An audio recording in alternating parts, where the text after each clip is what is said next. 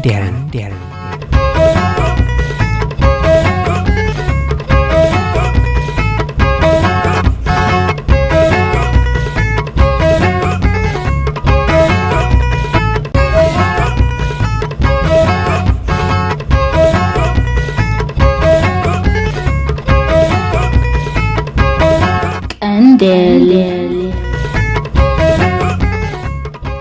ከታሪክ ድርሳን ቅኝት ዚግሙንት ባውማን።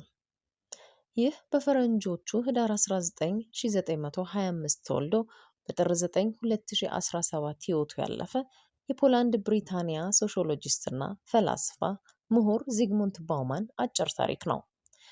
ባውማን በ1968 የፖላንድ የፖለቲካ ቀውስ ሲነሳ ከፖላንድ ህዝባዊ ሪፐብሊክ ተባሮ የፖላንድ ዜግነቱን ለመተው ተገደደ። ከዚያም ወደ እስራኤል ተሰደደ። ከ3 ዓመት ቆይታ በኋላ ወደ ዩናይትድ ኪንግደም ተዛወረ። ከ1971 ጀምሮም ኑሮውን በእንግሊዝ አደረገ። በዚያም በለንደን የኢኮኖሚክስ ትምህርት ቤት ወይም ኤልኤሲ ውስጥ ተማረ። ቀጥሎም በሊድስ ዩኒቨርሲቲ የሶሺዮሎጂ ፕሮፌሰር ሆነ። ባውማን የማህበራዊ ንድፈ ሐሳብ ተመራማሪ ሲሆን ስለ ዘመናዊነትና ዘር ፍጅት፣ ሆሎካስት፣ የድህረ ዘመናዊነትና ፍጆታ፣ ፖስት ሞደርኒቲ ኤንድ ኮንሱመሪዝም እና ሊኩዊድ ሞደርኒቲን አይነት በርካታ ጽሑፎችን ጽፏል። የልጅነት ህይወትና ኑሮ። ባውማን በፈረንጆቹ በ1925 በፖዝናን ከሚኖሩ የአይሁድ ቤተሰብ ነበር የተወለደው። በዚህ በሃይማኖታዊነት ውስጥ ያልተጠመደ ቤተሰብ ውስጥም አደገ። በ1939 ጀርመንና ሶቪየት ህብረት ፖላንድን በተራ ሲወሩ ወላጅ ቤተሰቡ ወደ ምስራቅ ሶቪየት ህብረት ሸሹ። በሁለተኛው የዓለም ጦርነት ወቅት ባውማን በሶቪየት ቁጥጥር ስር በነበረው የቀዳማዊ ፖላንድ ሰራዊትን ተቀላቀለ። በዚያም የፖለቲካ መምሪያ አገልግሎት ሲሰጥ ቆየ። ከዚያም በ1945 የኮልበርግ እና የበርሊን ጦርነቶች ላይ ተሳትፎ አደረገ። በዚያው ዓመት ወታደራዊ የጀግንነት መስቀል ተሸላሚም ሆነ።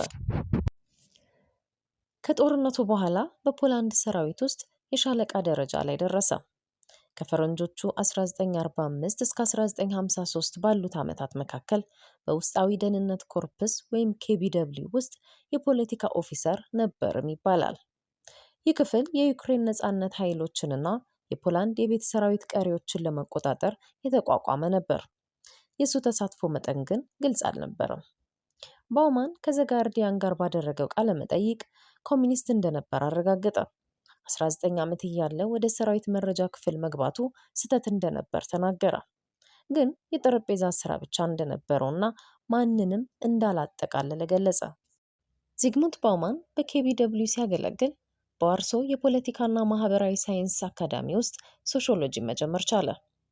በ1953 አባቱ ወደ እስራኤል ለመሄድ ከእስራኤል ኤምባሲ ጋር ሲነጋገር ባውማን ክብር በጎደለው መንገድ ከሰራዊቱ ተሰናበተ። እሱ ግን ጽዮናዊነትን አይደግፍም ነበርና ከአባቱ ጋር ጊዜያዊ መራራቅን አመጣ። ይህ ከሆነ በኋላ ብዙም ሳይቆይ የማስተርስ ዲግሪውን አጠናቀቀ። ከዚያም በ1954 በዋርሶ ዩኒቨርሲቲ አስተማሪ ሆኖ ማገልገል ጀመረ። በዚያም እስከ 1968 ድረስ ቆየ። በ1956 ስለ ብሪታንያ ሶሻሊስት እንቅስቃሴ የሚያወራ የመጀመሪያውን ትልቅ መጽሐፉን አዘጋጀ። መጽሐፉ በ1959 በፖላንድኛ ታተመ። በ1972 ደግሞ በእንግሊዝኛ ዳግም ተሻሽሎ ወጣ። ከዚያም የ1964ን ኤቭሪዴይ ሶሺዮሎጂን ጨምሮ ብዙ መጽሐፍትን ጻፈ። ባውማን መጀመሪያ ማርክሲዝምን ቢከተልም በጆርጅ ሲሜል እና አንቶኒዮ ግራሚሽ ተጽዕኖ የፖላንድ ኮሚኒስት መንግስትን መተባበር ጀመረ። ሆኖም በ1968 የፖለቲካ ግፍ ሲጨምር ከፓርቲው ተገለለ። ከዩኒቨርሲቲው መምህርነት ወንበርም ተነሳ። ከዚያም ዜግነቱን ትቶ ወደ እስራኤል ሄደ። ከዚያም በ1970 ወደ ብሪታንያ ተዘዋወረ።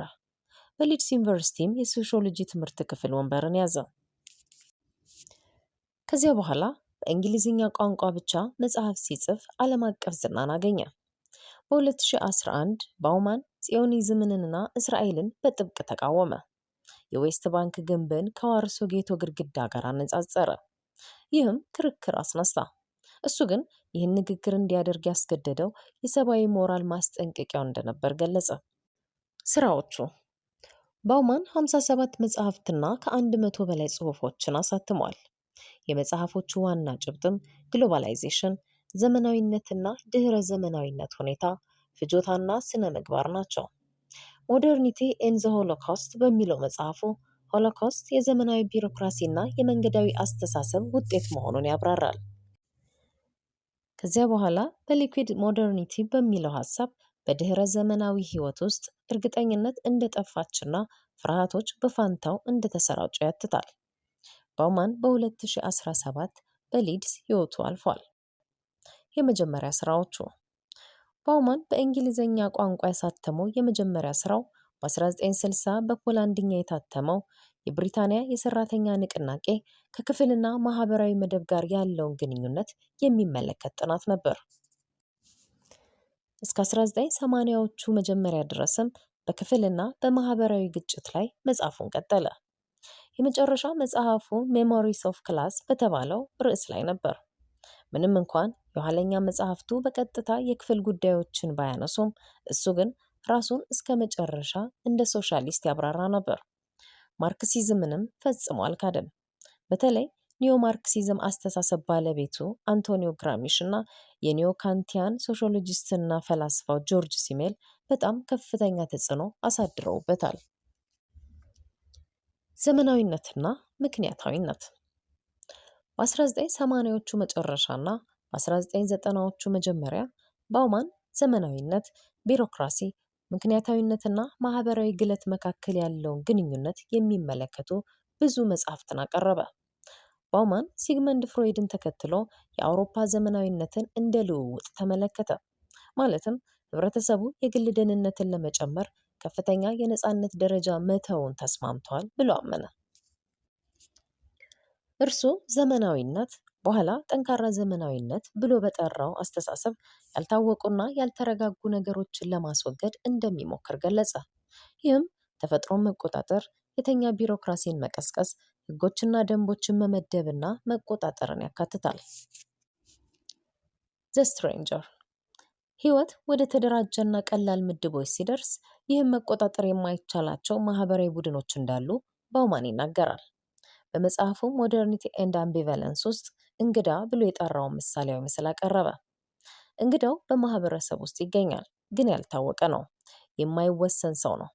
በተጠቃሚ ኢኮኖሚ ውስጥ ያልተለመደው ነገር አንዳንዴ የሚያስብ ሲሆን፣ በሌላ በኩል ግን ምክንያቱን መቆጣጠር ስለማይቻል ፍርሃት ይፈጥራል ይላል ባውማን።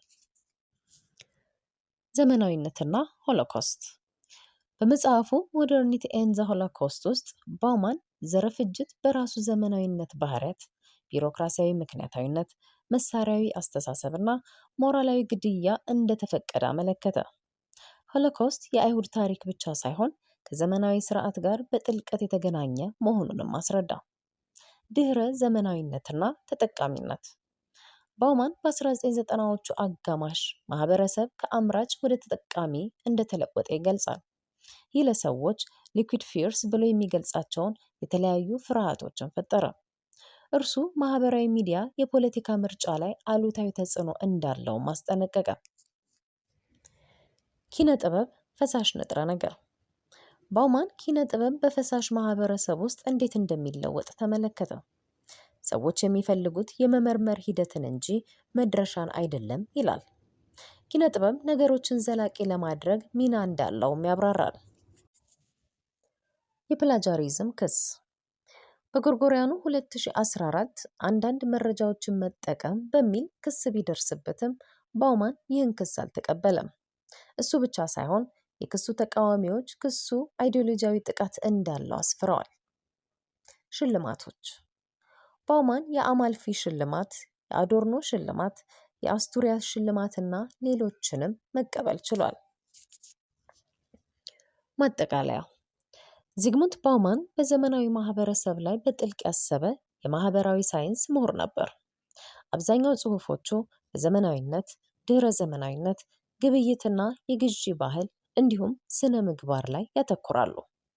ባውማን ዘመናዊ ማህበረሰብ በቢሮክራሲና በስርዓት ሰዎችን እየተቆጣጠረ የግል ስነ ምግባራዊ ኃላፊነትን እንደሚያዳክም ገለጸ። በመጽሐፉ ሞደርኒቲ ኤንድ ዘ ሆሎኮስት ውስጥ ዘር ፍጅት የዘመናዊነት ውጤት መሆኑን አሳየ። እሱም በቢሮክራሲ ስርዓት፣ በተግባራዊ አመክንዮና በስነ ምግባር ላይ ግድያ ተፈጥሯል ብሎ ያምናል።